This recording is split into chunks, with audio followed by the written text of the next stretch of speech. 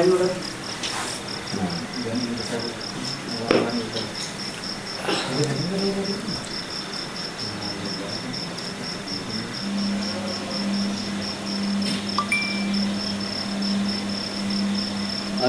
Agenda lagi capek rasanya.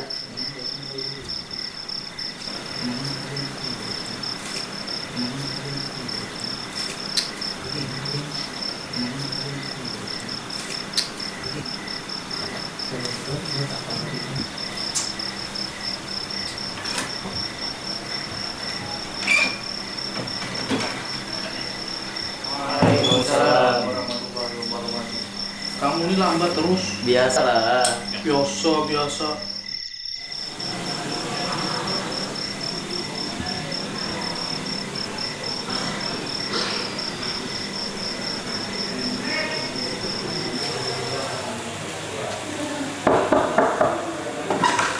Assalamualaikum. Waalaikumsalam warahmatullahi wabarakatuh.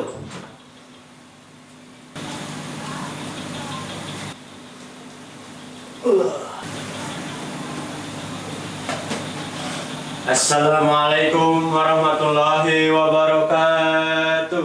Waalaikumsalam warahmatullahi wabarakatuh. Kalian tahu nggak apa itu hati dalam Islam? Gak tahu lah.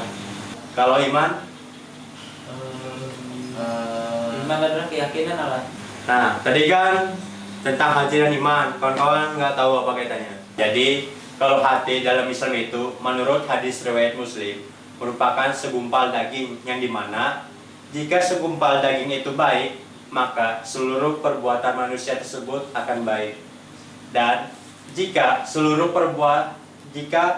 hati tersebut tercampur sesuatu hal yang tidak baik ataupun sesuatu hal yang haram, membuat orang yang mempunyai hati tersebut akan melakukan perbuatan yang tidak baik. Hadis riwayat Muslim. Yang namanya iman itu tadi kan sudah disampaikan oleh teman kita tadi kan, saudara Nurdi, dia bilang hati merupakan keyakinan. Itu benar.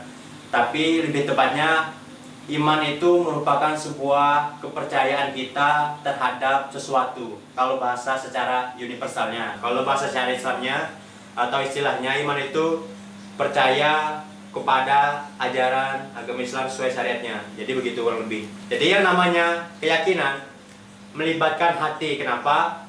Karena ketika seseorang itu sudah yakin, otomatis di hatinya tidak ada yang namanya satu keraguan sedikit pun. Entah dia itu dalam melaksanakan ibadah, ketika dia melaksanakan ibadah sholat, dia melaksanakan sholat, contoh, sholat subuh. Dia tidak mempertanyakan, kenapa saya harus sholat subuh setiap hari?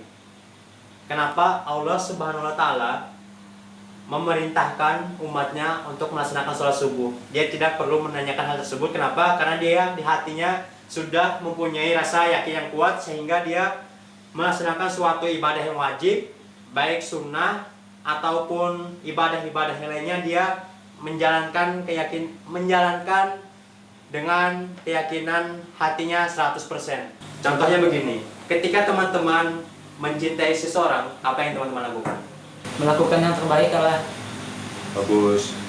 Ada lagi? Rela berkorban Allah. Bagus. Kembali lagi yaitu iman. Kita ambil contoh sahabat Rasulullah SAW, yaitu Abu Bakar As-Siddiq. Kenapa beliau diurutkan menjadi sahabat pertama yang paling dekat dengan Rasulullah SAW? Kenapa bukan Umar? Kenapa bukan Ali? Kenapa bukan sahabat-sahabat yang lainnya? Kenapa? Ada yang tahu nggak?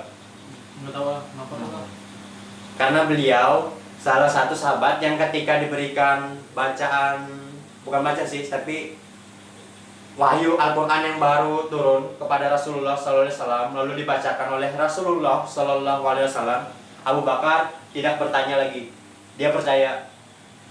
Karena itu yang disampaikan Rasulullah udah pasti 100% benar. Begitu juga dengan kita. Kalau kita nih, karena kita bertanya, karena di hati kita ada keraguan. Contoh, kenapa kita sholat? Kan sholat itu kan, kalau di agama itu menurut sudut pandang agama itu merupakan sebuah kewajiban, sudut pandang agama Islam. Tapi kalau sudut pandang yang lain kan itu bisa jadi bukan kan, atau bahkan bukan suatu kewajiban, melainkan hanya aktivitas buang-buang waktu. Contohnya kita ambil ada ini dari seorang tokoh filsafat non-muslim lah. Zaman dulu, lupa saya namanya. Jadi filsafat non-muslim ini bilang bahwa agama itu membuat seseorang candu sehingga dia lupa untuk membuat dirinya berkembang menjadi lebih maju. Karena dia hanya fokus taat kepada agama, bukan fokus taat pada perkembangan umat manusia. Itu menurut, lupa saya nama tokoh filsafatnya. Nanti kawan-kawan bisa cari sendiri lah. Jadi sekian saja untuk kultum hari ini. Semoga kawan-kawan bisa memahami lah makna secara singkat dan contoh-contoh yang Al-Ah sudah sebutkan tadi tentang hati dan iman. Baik, cukup sekian kultum pada malam hari ini. Kita tutup dengan lafaz hamdalah. Alhamdulillahirabbil alamin. Dan dengan ditutup doa kafaratul majelis. Subhanallah wa bihamdika asyhadu an la ilaha illa anta astaghfiruka wa atubu ilaik. Assalamualaikum warahmatullahi wabarakatuh. Waalaikumsalam warahmatullahi wabarakatuh. Allah permisi dulu ya. Ya. Assalamualaikum.